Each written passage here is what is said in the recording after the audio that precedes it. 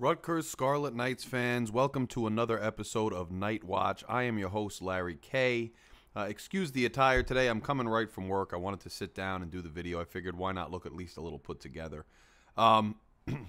This is a Rutgers football recap. Rutgers unfortunately goes down to Maryland in its season finale, 42-24. It's really seemed like a lot of the same problems that we've seen not only this year for some of the time, but also last year.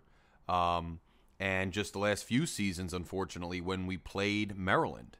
For some reason, that quarterback, Tagovailoa, the younger brother of Tua Tagovailoa, who currently obviously plays for the Miami Dolphins, has had our number. He has absolutely just run roughshod through us like Swiss cheese, like a hot knife through butter. Any analogy you want to use, he's just owned us, and it's unfortunate. So we end the season 6-6. Somewhat happily, right? Somewhat sadly, my season prediction, and you can go back, the video is still up here on Night Watch, of 6-6. Every single win I predicted happened. Every single loss I predicted happened.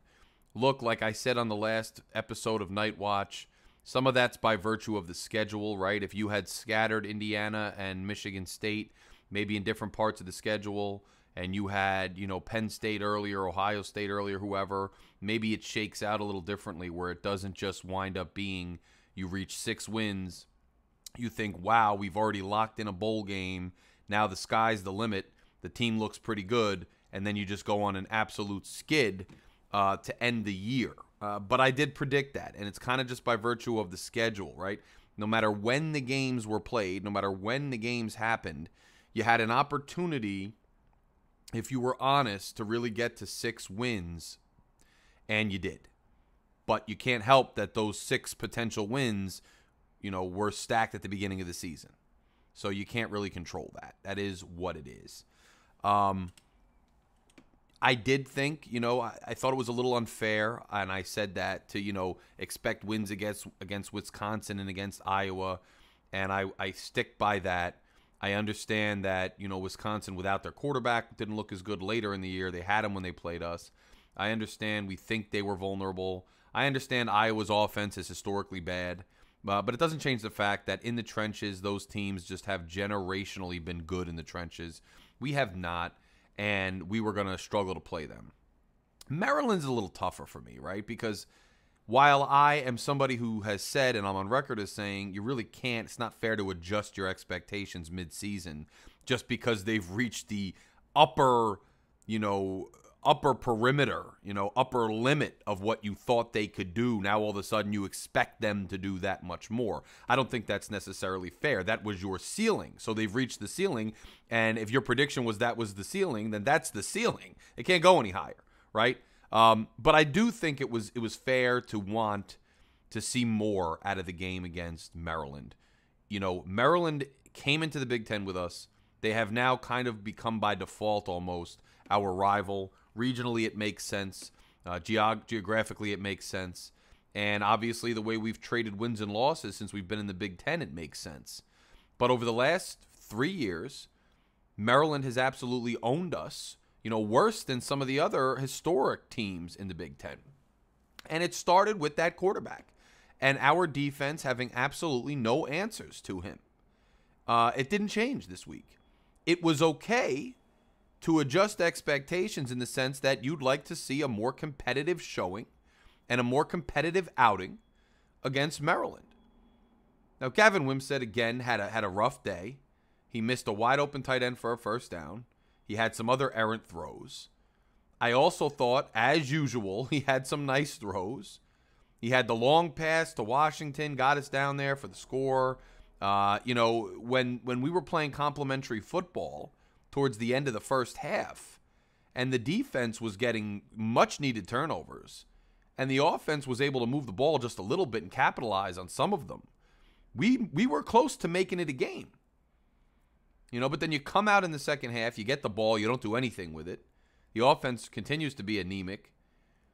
And then you punt it, and Maryland comes down the field, and surgically, Tagovailoa again destroys you, comes down the field and scores. The game is pretty much out of reach by then. And then the game gets out of hand and winds up 42-24. it's okay.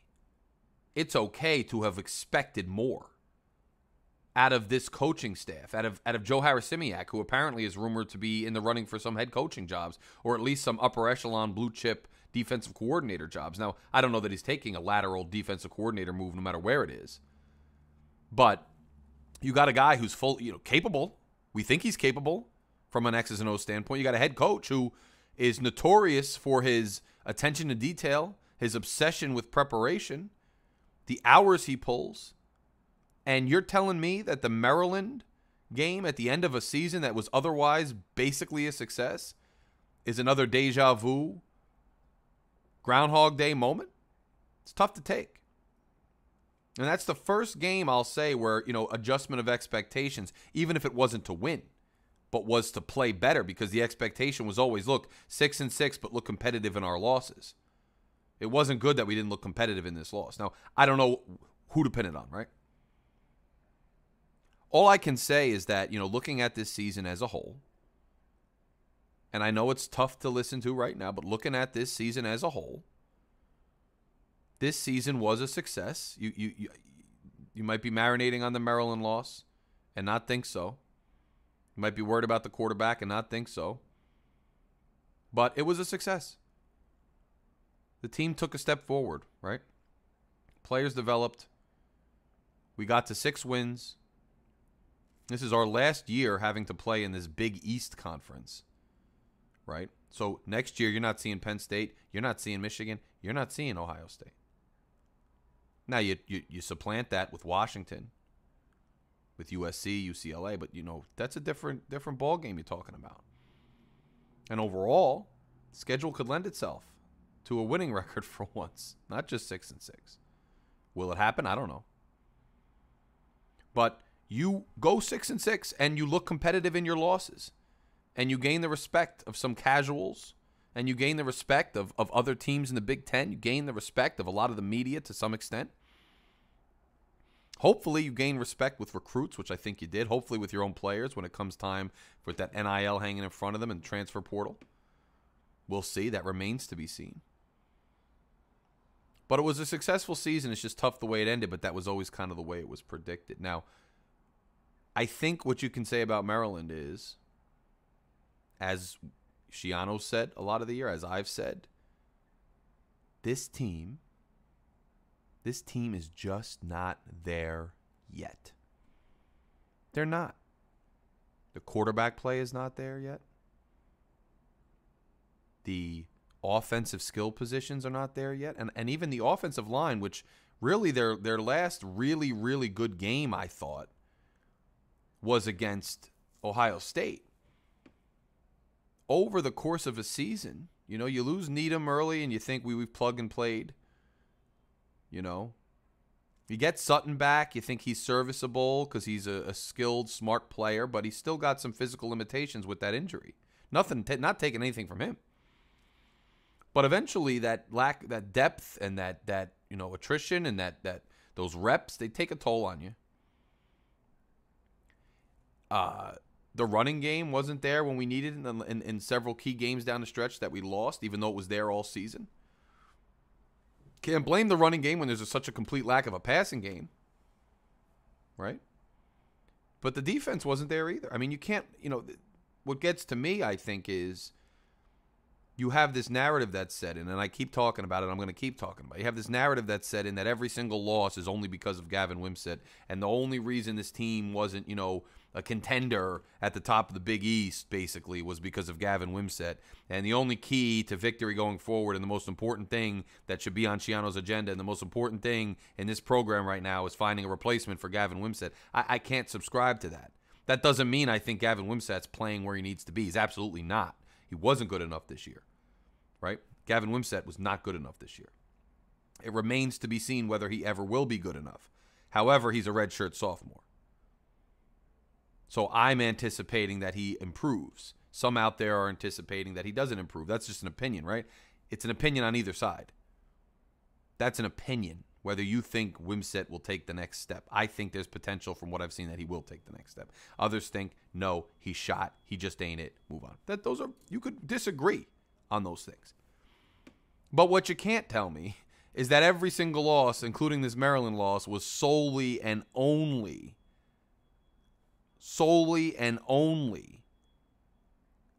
the fault of the quarterback. That you can't tell me, because that's not true, right? The defense let up a bunch of, they spotted them at least 3 touchdowns before you could even really say anything. Now, granted, the offense didn't do anything, they didn't keep pace, right? But the defense couldn't contain him at all. And when the offense did make it a game, and then granted, the offense gave up the first drive again, but, get one stop, give us one more chance before you just collapse. And I'm not knocking anybody, right? I'm not knocking anybody for this stuff. But at the end of the day, it's part of the loss. You can't put the entire loss on just one player when the whole team lost, and they lost pretty good. So we can't do that. I'm not going to do that. And I think at the end of the day, I just don't like that narrative. I don't think that narrative makes a lot of sense. I think the whole team in general is not there yet. That includes quarterback, but that includes a lot of other things, and that includes coaching. And I think Shiano and the staff and Kirk Shiraka and Joe Hirosimiak and the position coaches, I'm sure they tell you the same thing. Everything needs to get better, but everything has improved. You see, I don't think the coaches or any fan that was reasonable and objective going into the season thought that this season would be the finished product, right? What I mean is, you knew and you hoped and you expected that we would be taking a step forward, right? But you also knew all along that we were going to have to continue to take additional steps forward in subsequent seasons in order to get where we want to go, right? This was never going to be the end of the journey. This was going to be another step on a long ladder, another step on a steep staircase. And we took that step, but we always knew there would be more steps to come. So we're not there yet. I don't think anybody should have expected or can have expected that we are there yet. Now, again, if this actually, factually, statistically, eye test-wise, everything really was a situation where this entire team was there but for the quarterback, then I guess that narrative would have some merit. But objectively speaking, there are other aspects of this team in addition to quarterback that are not there yet, so you cannot focus on only one player. It's a little bit ridiculous now how that continues to happen. I think people just want some tangible villain, some tangible thing to lash out at, to talk about, to hope, because I think some sports fans tend to be so over-optimistic that they want to believe that there's just one piece missing, so that gives them hope that if potentially we replace that one piece, all of a sudden we're going to be making all their dreams come true next year. And that's just not the reality. Now, maybe if we either get a better quarterback or Gavin takes a step forward and all the other aspects of the team take a step forward, and with this reasonable schedule, maybe we do get to heights we have not seen in a very long time. Even the next incremental step would be a very successful, really fun, hyped up season. So there's a lot to look forward to regardless. I just don't subscribe to there's only one key to victory. And if you follow the NFL at all, and if you even pay a little bit of attention to the New York Jets, just look at them. They thought it was all, bringing Aaron Rodgers, and this team's a Super Bowl team. Rodgers got hurt, but even if he played, I don't know that necessarily they're a guaranteed Super Bowl team. That's a heck of a steep climb. And then you get Zach Wilson in there, and everybody for weeks is just Zach. Zach sucks. Zach stinks. Give me anybody. Give me Boyle. Give me this. Give me that. Boyle's worse than Zach. Jets have other problems than just the quarterback. So I just don't go with that narrative when it comes to Rutgers either. It's misplaced a little bit. Although Gavin wasn't good enough this year. But like I said, let's see where he goes, if he goes. Looking at some stats for the season, Gavin Wimsatt, 131 completions on 274 attempts for 1,651 yards, 47.8 completion percentage, just not good enough. You can't have under 50% completion percentage and be successful in college football at this level. But, is that an improvement from last year? Yes. Is it marginal? Yes. Is it still too low? Yes. Can it get better? I think yes. Right? You get that up to 55%. I know that's not king of the world stuff, but you get that up to something like that, combined with his rushing ability, and maybe you get some better, more improved skill position. I'm not taking anything away from the kids that are on the team now. They played their heart out. They did what they needed to do to get us to the bowl, and I hope we win the bowl. But you still need some help at tight end. You need some help at wide receiver. You need some playmakers in space. And hopefully some of these kids in the pipeline on the O-line take a step up, because I don't know who we're going to lose this year. And even if we don't, you need that depth. Gavin Wimsatt, by the way, another part of his game that is important. And for years, we all wanted this dual threat rushing quarterback. Well, you have one now. Now, is he a dual threat? I don't know. He's more of a rusher than a passer, but it is what it is. 122 carries for 488 yards, averaging 4 yards a carry. I mean, that's not bad. 9 touchdowns for Wimsatt on the ground. When it came to touchdown-interception ratio, 9 touchdowns, 8 interceptions. Not great. Not great. Not in the red. Not in the red, right? He wasn't underwater. He didn't have more interceptions than touchdowns. It does it, and I know you're going to sound like, oh, wow, your standards are so low. Yeah, they're low. Who's been our quarterback the last 10 years? Yeah, I got low standards, all right? Doesn't mean it was, I'm telling you it wasn't a successful season for the quarterback throwing the ball. But when you combine running and throwing and the record and the leadership and staying healthy and everything else, it was a successful season. And hopefully he takes a step forward, because we're not going to get past 6-6 unless he's much better, period. How about this? How about Kyle Monangai? 217 carries for 1,099 yards, averaging 5.1 yards a carry, 7 touchdowns. I think he's our first 1,000-yard rusher since Jawan Jamison. That is a hell of a feat. And that doesn't only speak to Kyle Monangai. And he deserves a ton of credit. Kid came out, Jalen Berger. Everybody thought Berger was the marquee guy out of that school. And Kyle Monangai plays his butt off. He becomes a 1,000-yard rusher. He's probably headed to the NFL draft. And I don't know where he'll get selected, but the way he plays, he has a chance. Don't forget the guy who, his predecessor, Pacheco, what he's doing in the league right now compared to what he was able to do at Rutgers. I mean, and I think Monangai's got a bright future in general. What a great kid, great heart, great everything. Great Rutgers dude, all around. But a 1,000-yard rusher, it also speaks to the O-line. The O-line this year was much improved. I think that has a lot to do with coaching. I think it has to do with the totally, offensive overhaul. I think it has something to do with not throwing as much and having a rushing quarterback that changes the way defenses have to play you. And that's a dynamic to this team that I don't think is discussed enough. But great season for Kyle. Absolutely great.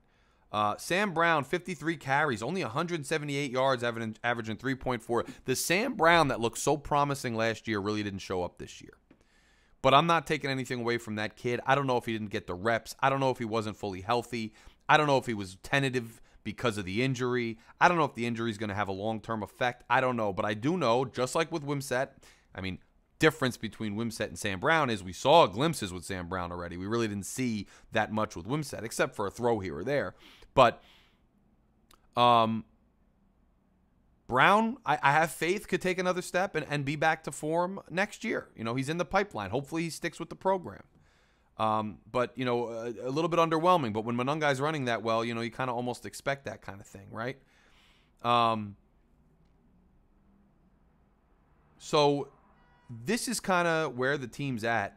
Receiving, the leading receiver was Dremel, and I don't think anybody's surprised about that. 34 receptions for 440 yards, averaging 12.9 a catch. Long of 69, 3 touchdowns. Jackson had a touchdown. He was only 22 receptions, 361 yards, averaging 16.4. Isaiah Washington, 24 receptions, 307 yards, 12.8 for 1 touchdown. Now, those are underwhelming stats pretty much all around. And part of that goes to the quarterback play. Part of that goes to the fact that we were a run-first team. And part of that goes to the receivers themselves. There were drop passes that could have been caught. There were probably plays where there could have been better separation. And then there were a ton of plays where the quarterback didn't put the ball in the right place. The passing game wasn't where it needs to be. No one's saying it is, but it could get there. I think there's potential for it to get there. Even with the personnel that we have, you got to improve on the skill positions. But I think you get a kid like Ian Strong, who, by the way, was fourth on that list, 15 receptions, 216 yards, averaging 14.4, long of 29, 2 touchdowns. I think a kid like Ian Strong, and you even get a kid like Braithwaite and these kids in there, and they grow, they take another step forward, and you got some guys in the pipeline. And if you can add augment it through the portal the way we did this year, and it helped, because obviously Jaquay Jackson was a huge help compared to the room that we had.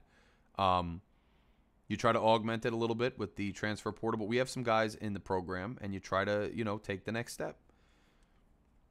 So, that's kind of where that team was. I don't think anybody's surprised by those stats, and some team stats. We were, we rushed for a total of 1,985 yards. Our third down efficiency was really only 36.31%. That's got to be better.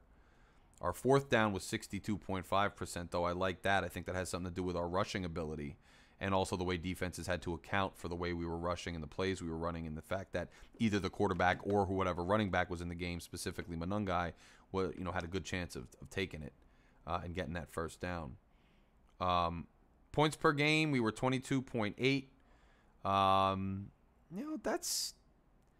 It's not great. It's not terrible. You're doing enough to win if your defense plays well, and unfortunately down the stretch the defense didn't play as well. And we got a +4 turnover ratio, which I think helped.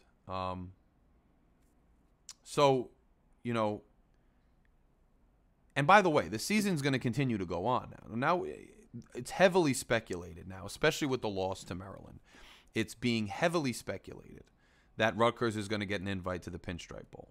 And, again, by the way, and I know the Pinstripe sucks because the turf sucks, the baseball stadium sucks, the Bronx sucks, it's cold, every reason under the sun, I'm aware of it. But look, it's the week after Christmas. It's Christmas time. I love traveling. I travel when I can. I'd love to, go to Nashville.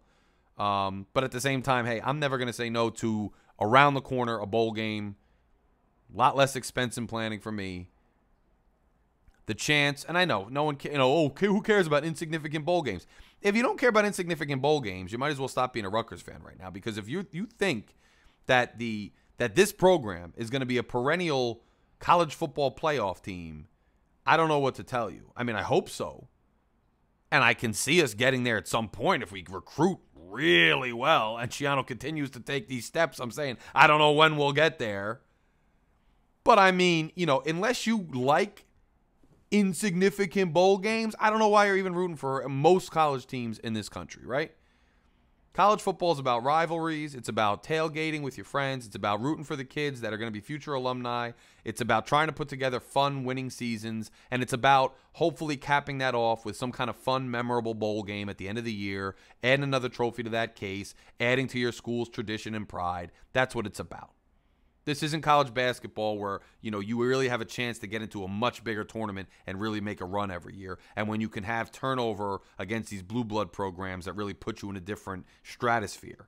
This is a lot tougher in football, right? So I'm not saying you should be satisfied with a pinstripe every year. You're going to want to get higher. You're going to hopefully want, an Orange Bowl, a Rose Bowl, some kind of New Year's Six Bowl in your future. You're going to want, a Music City Bowl. You're going to want some other fun stuff. I'm not saying you're not. You're going to want a legitimate Gator Bowl. I mean, I get it. But for this year, to take a step forward, what's wrong with packing out good old Yankee Stadium, painting it scarlet, having a legitimate chance at beating our opponent, and taking home a trophy and letting these kids be rewarded for a successful season that was a successful step forward? What's wrong with that? Have a little joy in it. I'm excited for it. I think it'll be fun. I wonder who we're going to get. I think it'll be a lot of fun, and I'm excited for the opportunity if that is the opportunity that, in fact, comes our way. So, kind of where we are. But, you know, the season when it started, I think people were down on this team. I think a lot of people weren't sure that we'd even get to be bowl eligible, despite opening with a season, a conference opening victory against Northwestern, who, by the way, is 7-5. They're bowl bound. They're really in like second place, tied for second place in the Big West. I know the Big West isn't very good. Nothing compared to the Big East, but they have a winning record. They're a winning team. They're a bowl team. Northwestern's a bowl team, guys. Northwestern is a bowl team. So this idea that even when we beat them in a conference opening, win, that it was nothing because they are like one of the worst teams in Power 5. I mean, that was nonsense, wasn't it? Virginia Tech's a bowl team. They're 6-6. These weren't slouch teams. They're not the upper echelon of the Big Ten. I get it. But they're bowl teams. Or bowl teams that we beat, and we beat decisively, right?